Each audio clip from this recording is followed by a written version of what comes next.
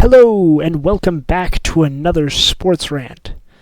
I'm going to ask you right here at the beginning of the video, if you want to, you know what to do. Subscribe to the YouTube. Go follow me on Spotify, on Instagram, just now on X. Go check it out. Those are all at Another Sports Rant.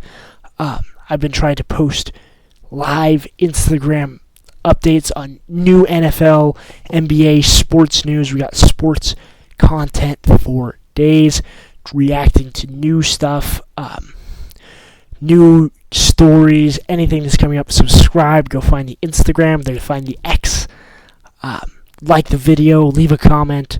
Love to see it. It's awesome. Go do it. It's awesome. Great. I want to really start today's video. Today's video podcast, today's reaction.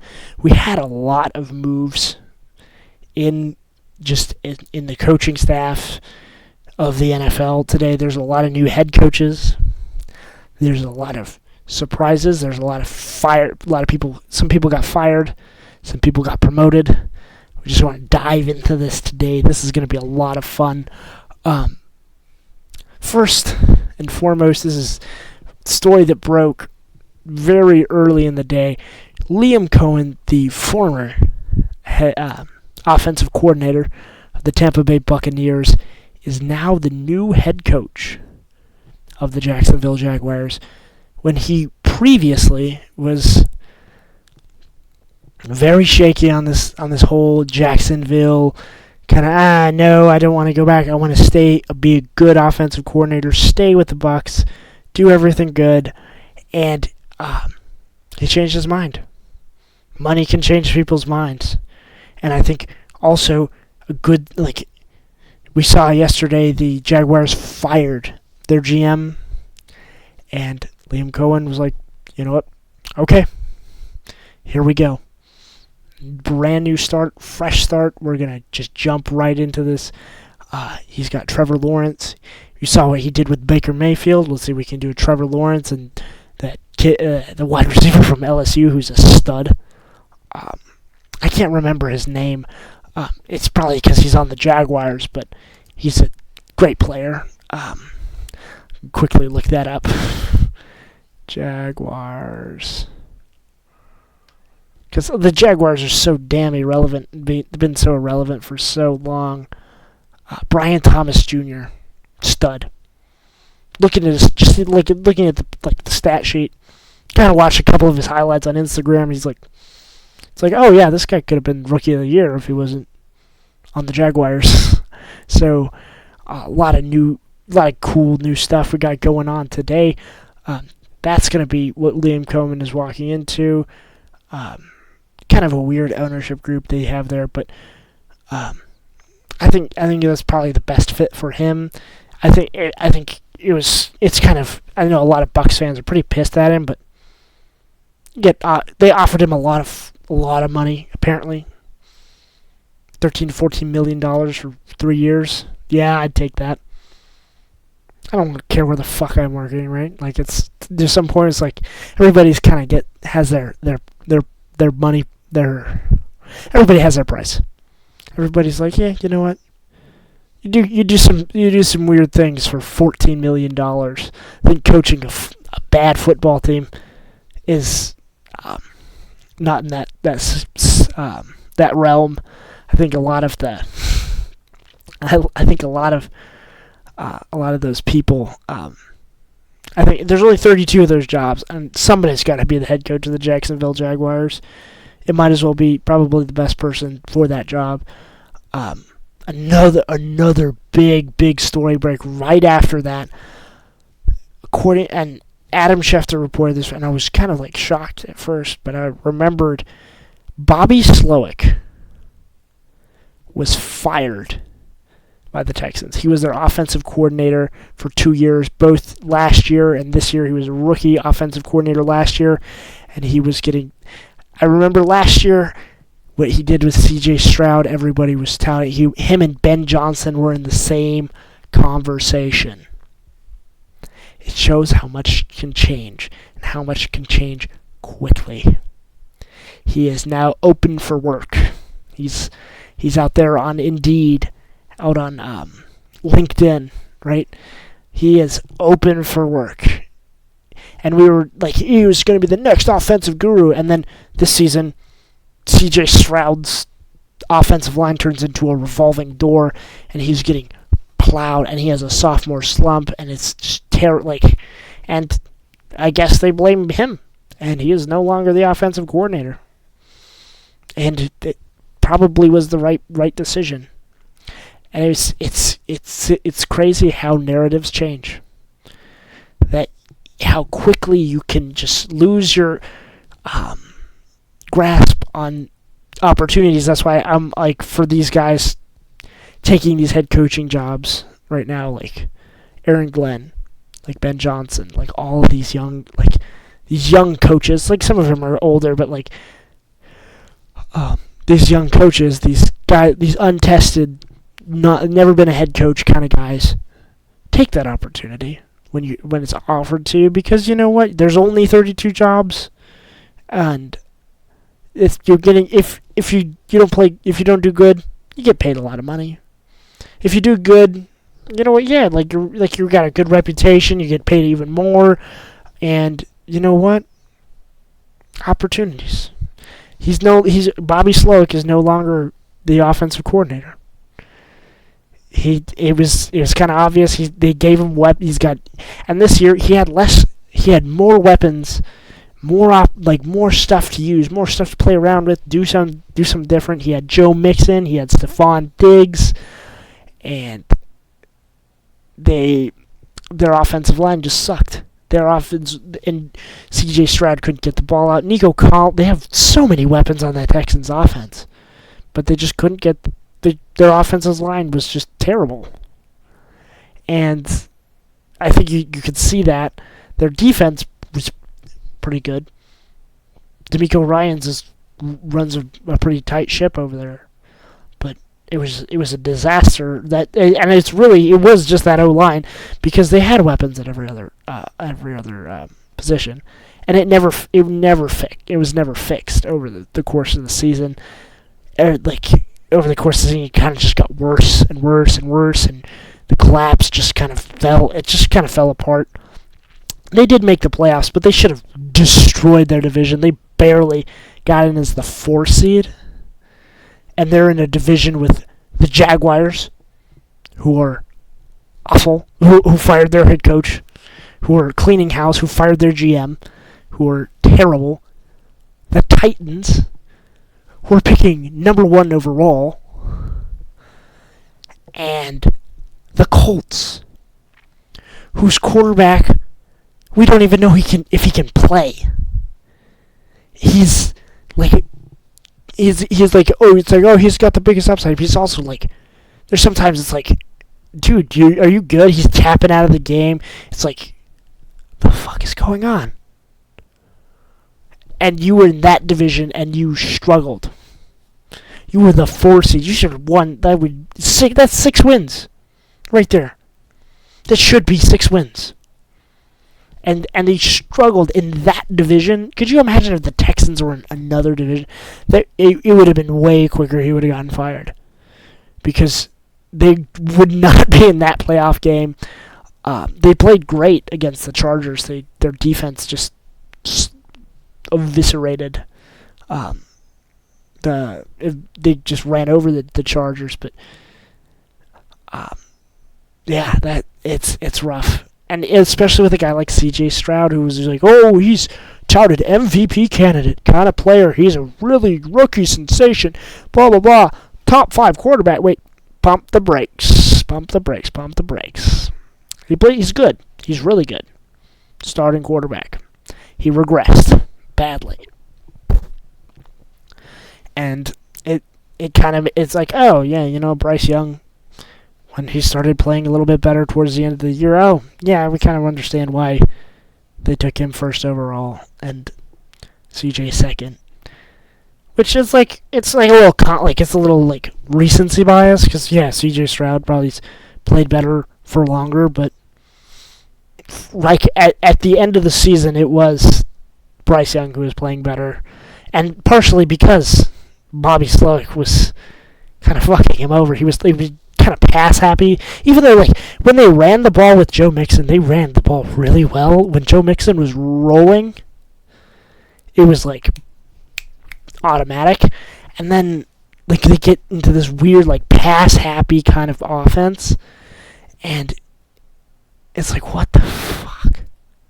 And it's like, and so when you get into that, like really, and he's just like trying to dial up every single pass play, and then it gets yucky and it gets ugly, and the offensive, you get into a lot of 3 and outs that way.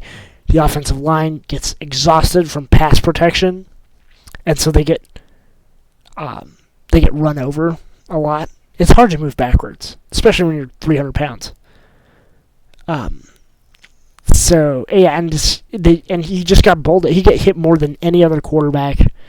Yeah, this is a no-brainer move by the Texans, and it's just funny how it's the lesson of how quickly opinions change and how perceptions change. It's like, oh, he's an offensive guru. He's going to be a next head coach in this league. It's like, no. He seems like he doesn't know what he's doing as an offensive coordinator. Could you imagine him as a head coach? God bless. Anyway, right after that, we got another head coaching hire break. Pete Carroll was hired by the Las Vegas Raiders. He signed a 3-year deal.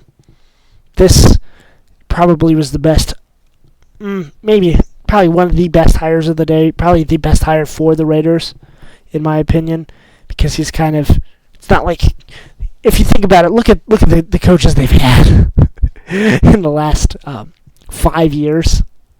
Isn't that insane? They've hired more coaches than any other organization in the last 20 years, and Pete Carroll's he's one of those guys. It's like, yo, he's old. It's like, I think he's in better shape than most people at 40.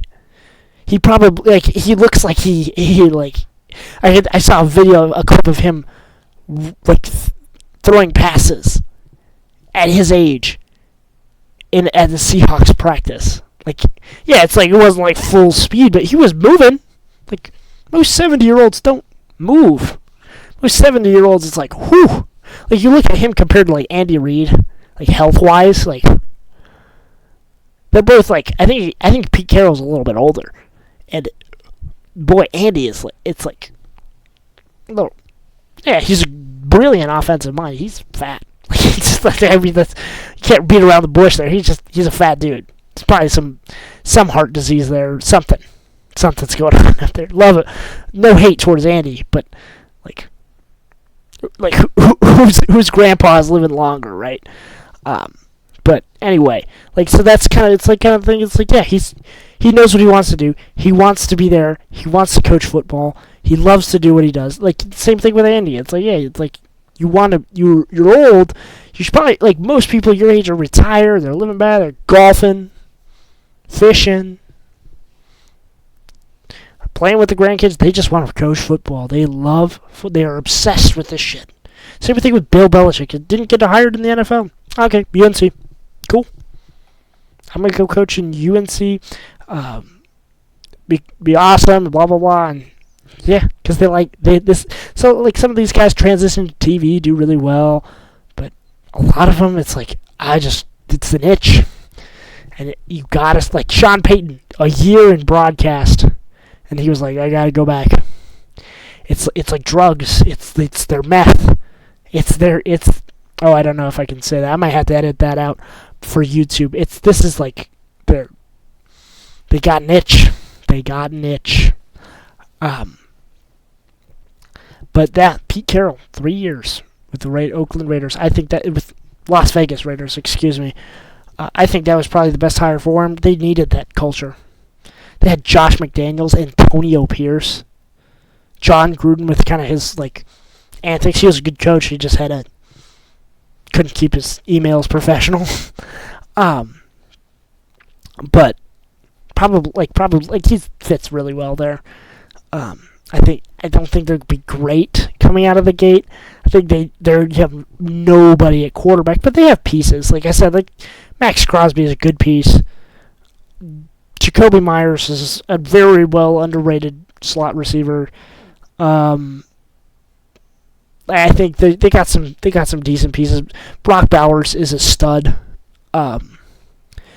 Probably like if Jaden Daniels didn't win Rookie of the Year, Brock Bowers is. It was a lot closer of a race than you'd think. And it's like a lot of people say, "Oh, Bo Nix is close in the Rookie of the Year." I think it was more Brock Bowers. Brock Bowers broke records. It was just he didn't have a quarterback without a quarterback, and that was the wild thing about it. But there's a lot of pieces. They got a lot to work with over there. They got the second most cap space.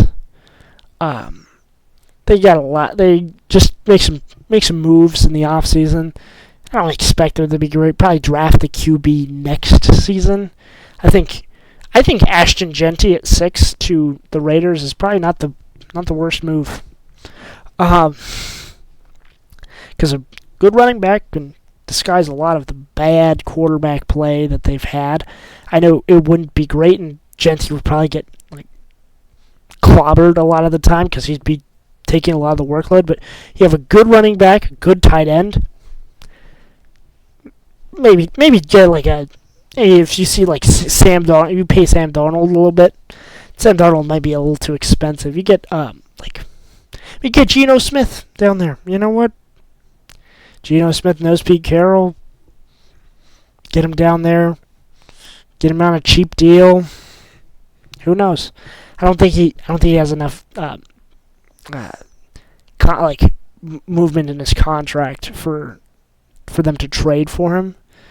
But Jameis Winston, actually though, that's the better pick right there. That would be Jameis Winston to the Las Vegas Raiders with Ashton Genty and Brock Bowers. Yeah, like Jameis Winston, good bridge guy, free agent. You don't have to pay him a lot.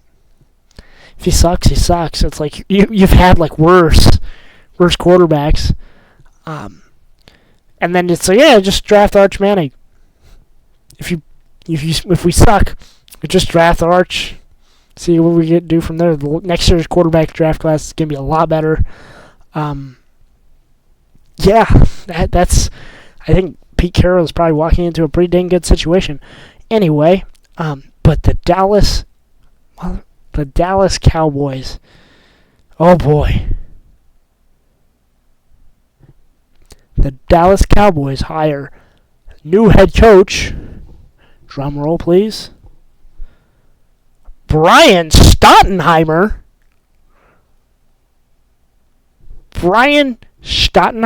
When I told my brother, I walked in home from work, and I told my brother, yeah, we were talking about the Raiders, and he was like, oh yeah, and I was like talking about, oh yeah, at least you're not as dysfunctional as the Cowboys. He's like, they hire a new coach, and I was like, yeah, they hired Brian Stottenheimer. And he's like, who the fuck is that? And it's like, yeah, that's what a lot of people say.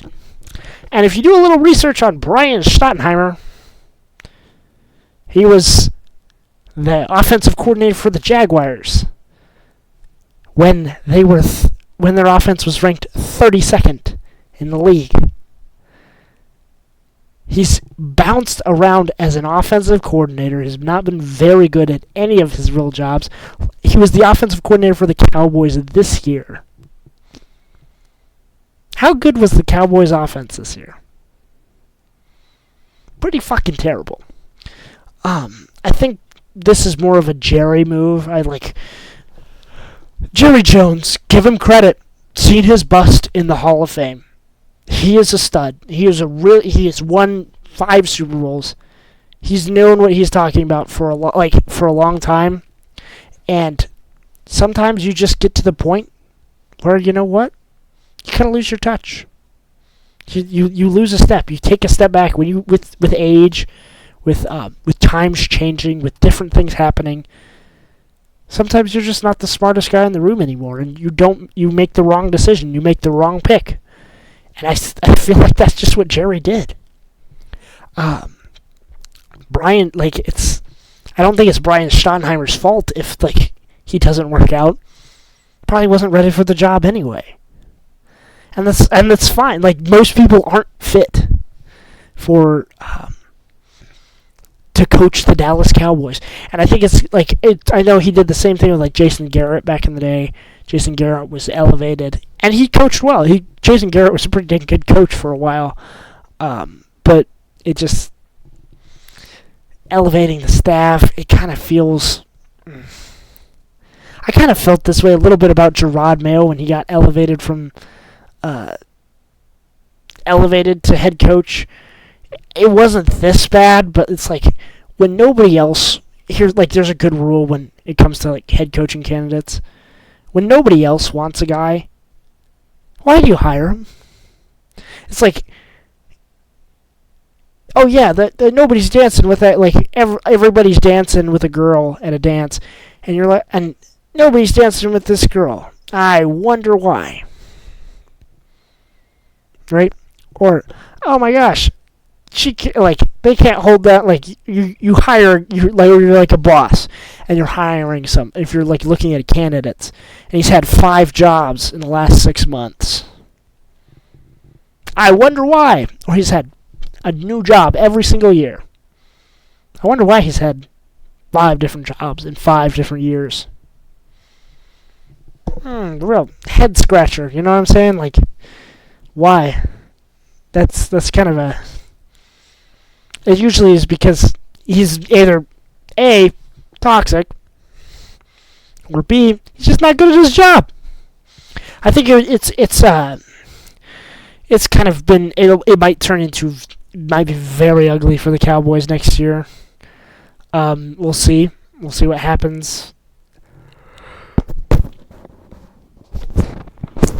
Maybe this guy's the answer, but maybe Brian Steinheimer pulls magic things, but I doubt it. I think this is kind of the disaster that has become America's team in the Dallas Cowboys. It's kind of sad. Like, you know what? Like, for a lot of people, it's like, fuck the Cowboys. But, like, it's kind of sad to see it. Like, you can hate on it. It's easy to hate on them when they're kind of winning a little bit. They kind of choke in the playoffs. You can make fun of them because their fans are kind of delusional. But their fans are, like, I live in New Mexico, so a lot of these fans, that like a lot of New Mexicans are Dallas Cowboys fans. They've kind of stopped being delusional. They're kind of like, Jerry Jones, why are you? Like they're like begging him to just not suck. And they're it's not even this is our year anymore. It's like we need help. So like I think it's gotten pretty bad for the Stars out there. The good old America's team. But anyway, let's talk about this championship weekend. This is going to be one for the ages. Lord, this is it's going to be exciting. I'm quickly looking up the Bills Chiefs line really fast.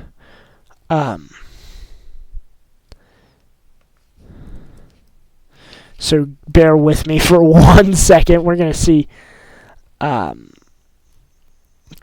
to, going to move quickly through this, FanDuel Sportsbook. That's a good one to use. Oh boy. So, the spread for Kansas City is -1.5. Money line is -130, and the total is 48.5. I would the over/under is 48.5.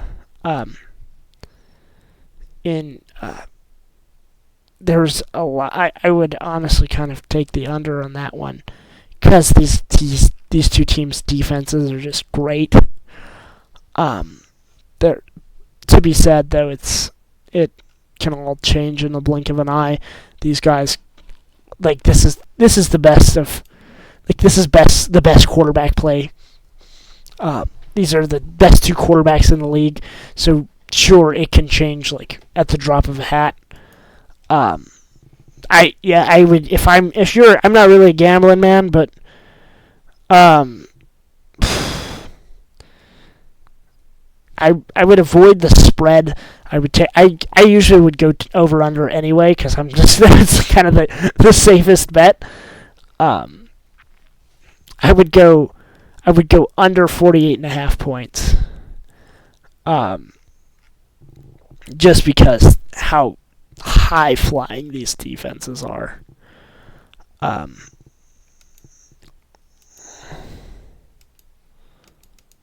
That's really, and this is kind of like more of like a comparison right now. It's like, yeah, the Bills' defense is great. The Bills' O-line is great. Their quarterback is obviously insane. They've got a great run game. They maybe not like they're kind of, these two teams are very similar.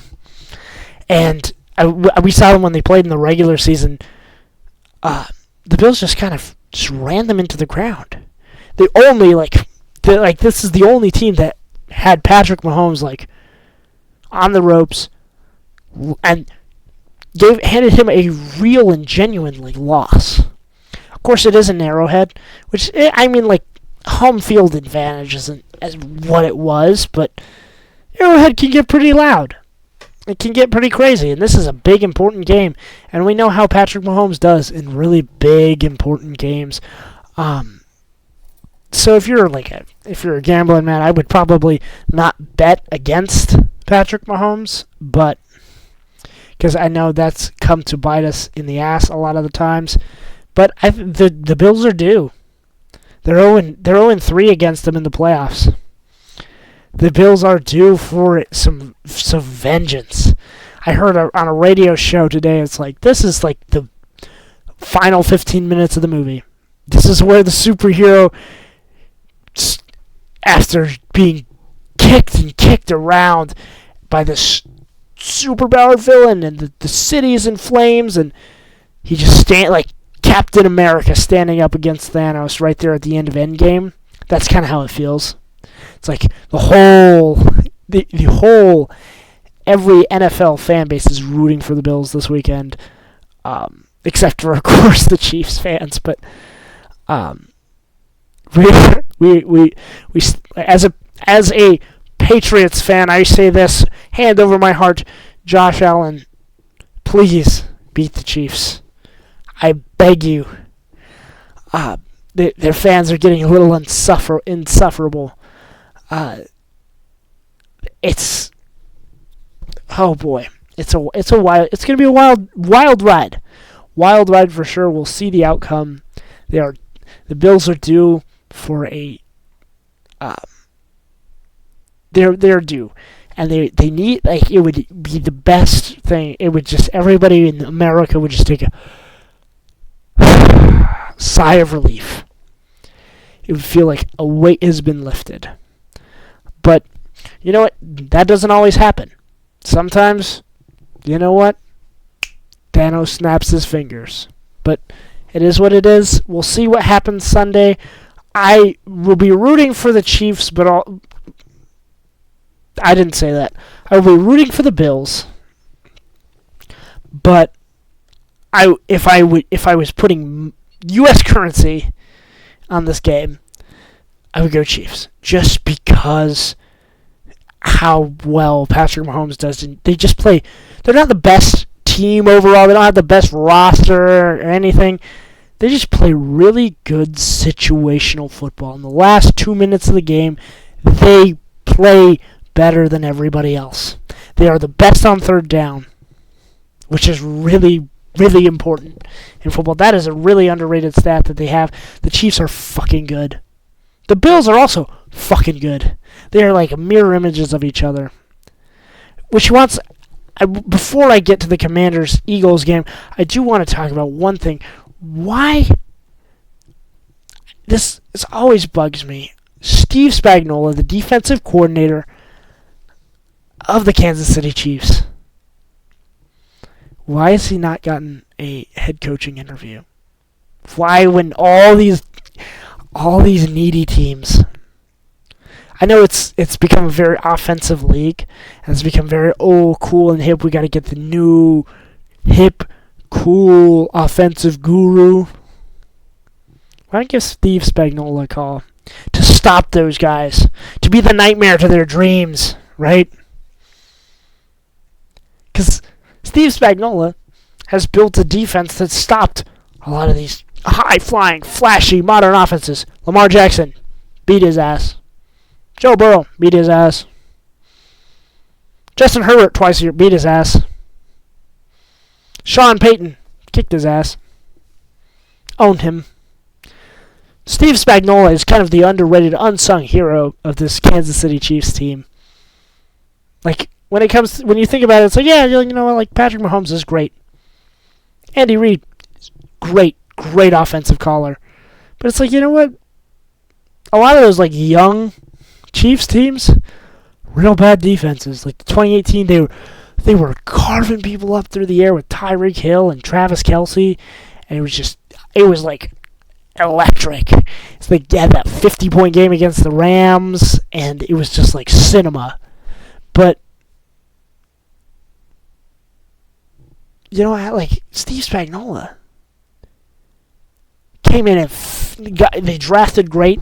They even traded some guys away. They traded some Jerry Sneed to the Titans, and their defense is still good. Chris Jones is a stud. It's gonna be a wild game. I think whoever turns over the ball less. We've seen that theme in the playoffs. Whoever doesn't turn over the ball, and whoever has the ball last, is gonna win this game. Time of possession, trenches, and turnovers. Eliminate the turnovers. Hold the ball.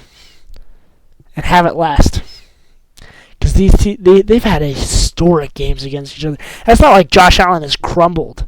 It's not like he's 0-3 against Patrick Mahomes. Yes, but it's not like he played terrible.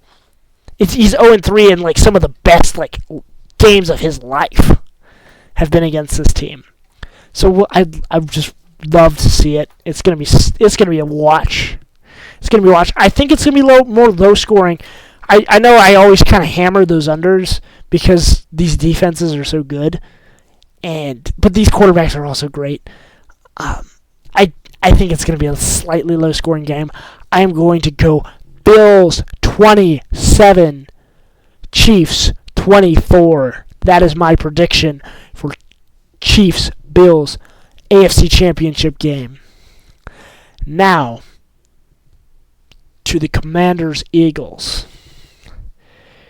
This is a completely the line is so much different when it comes to these two teams. Like this one's like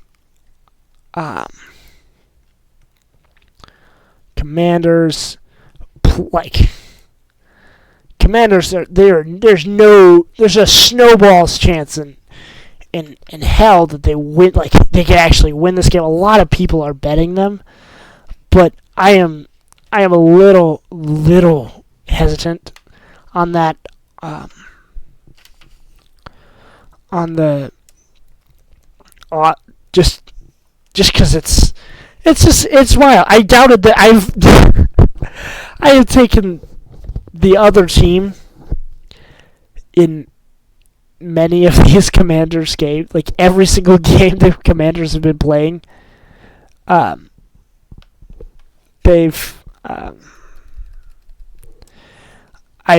been like, oh yeah. I was like, wow, yeah, the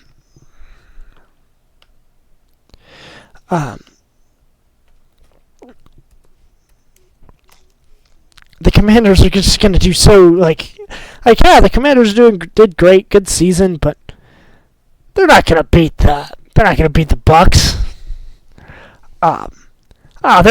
they're not gonna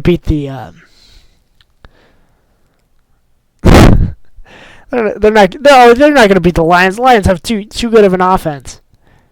Whip their ass. On to the next. And this is a team that they've played. Like, they know what Philadelphia brings to the table. Jalen Hurts might not be in the best of health.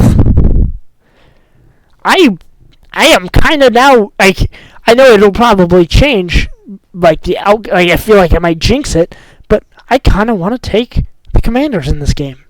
Why? You know what? I've gone against them, and they proved me wrong. They proved me wrong against the Bucs. They proved me wrong against the Lions. Oh, boy. They know this Philadelphia team. They've beaten this Philadelphia team. Yeah, it was with Kenny Pickett, but I mean, Jalen Hurts is good. He's a good top 15 quarterback. Good. Like, I know it's hard. It's easy to hate him because he has Saquon Barkley, and it kind of feels like Saquon Barkley kind of carries the team, kind of is the heart, made this team what it is. But, like, and the defense is great. But also, like, you know what? Like, Jalen Hurts also runs the game well. He runs the ball pretty well. The issue with him is he does have that, like, lingering concussion. We'll see how it plays out. I know you're either, like, I'm either gonna sound like a genius or a complete idiot when I take the Commanders, because I've been taking their opponents these entire playoffs, and I don't like. And I'm running out of excuses. Like, it's like, oh, their defense isn't great. Oh, their defense played really good against the best offense in the league. Right? Jaden Daniels, situationally, oh yeah, he's chilling. He does. Oh yeah, his VR. He's played this game before. He played it on his VR headset. That's something they should implement in a lot more locker rooms. But anyway, so we have the Commanders plus 6.5. I'd take the over 47.5 in this game. I think this is going to be a game of swinging axes. I think if Saquon really gets rolling in this game, it's going to be hard for the Commanders. I want to really, really take the Commanders, but in all reality, it's who has it's turnovers, trenches, ball last, right? So maybe not so much who has the ball last, because I think Saquon can kind of have like that control of a game where he can just bust out some runs. He can just run for 10 yards, 5, 7, 6, 5, 7, like good runs where it's just like death by 1,000 needles, right? Or it's like you're just getting hammered just slowly to death, and keep Jaden like that. If you were the Philadelphia Eagles, if you want to win this game, you have to keep it. You have to keep your offense on the field. You have to stay on the field for as long as fucking possible. Methodically, just walk down the field, move those chains, run the ball heavy. Saquon, go heavy to Saquon. Just constantly, just give him the rock. Because you could wear down, if you wear down this Commanders defense, it's gonna be hard for them to bounce back. But then again, keep it out of Jaden Daniels is the best player by a country mile on Washington's team. Bobby Wagner, he is way past his heyday, but he's still a good player, but like much past his heyday. Those of you who know 2014 football know what I'm talking about. His heyday was insane. But for real, it's gonna be a fun one to. This is gonna be a fun weekend, fun one to watch. I think if you're the Commanders trying to win this game, you have to play perfect football. You have to not turn over the ball. You haven't turned over the ball yet. Don't turn it over. You have to be good in 2 minutes. When the 2 minute clock, when you are in your 2 minute drill, execute perfectly. Have the ball. Hold on to the ball. Keep the ball moving. You have to score touchdowns against Philadelphia, or else they will eat you alive, because they can get down to the 1-yard line and they have free play. They have a cheat code on fourth down. Both of these teams do great on fourth down too. They get something that's wild to me. The Commanders almost they go for it. They went for it on fourth down. They have the highest conversion rate on fourth down. It's like 75-ish%, and Philadelphia is like third, right behind it. They also just are really good on fourth down because of the tush push and because of how much they can manipulate the game, right? And just it's who's the defense. I think whose defense is gonna tire first. I feel like I want to take the Eagles. I don't want to see rooting for the Commanders. The Eagles are probably who you put your you want a safe bet on that one.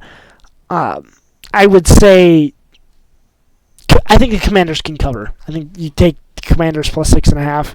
I think they can keep this game close because they have Jaden Daniels and because they're pretty well. Their offense is pretty solid. But and I also take the over because this is like Saquon is a guy who can score 2 touchdowns just by himself. Yards, go crazy. Saquon is the best player. It's compare their best players. It's when it gets to the splitting hairs, good team versus it's how good is this team? Who are you gonna take? Who has the better player? Who's the better player? Saquon Barkley or Jaden Daniels? Saquon Barkley is a better player. He deserves the MVP.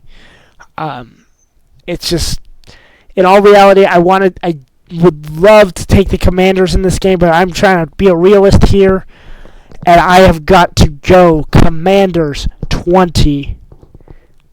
No, actually, pause. I gotta write this down. Sorry. Commanders 30. Eagles 34. That is my prediction. That is my 2 predictions. We have Chiefs. We have Chiefs 24. Bills 20. Sorry. Bills 24. Chiefs 20. There we go. Chiefs 20. Going on for an under in that game, and then we have Commanders 30, Eagles 34, and I have the Bills and the Eagles going to Super Bowl 59. Whew, that took a lot out of me. You guys have a good night. Make sure to subscribe. Go follow the Instagram at Another Sports Rant. Go follow the X at Another Sports Rant. I give live updates on news in the NFL, NBA, women's basketball, college hoops. We are here for all those. We're coming for it all. This is going to be an exciting weekend. We're talking football right now just because it is such a big topic right now. Anyway, you guys have a wonderful rest of your day. Peace out.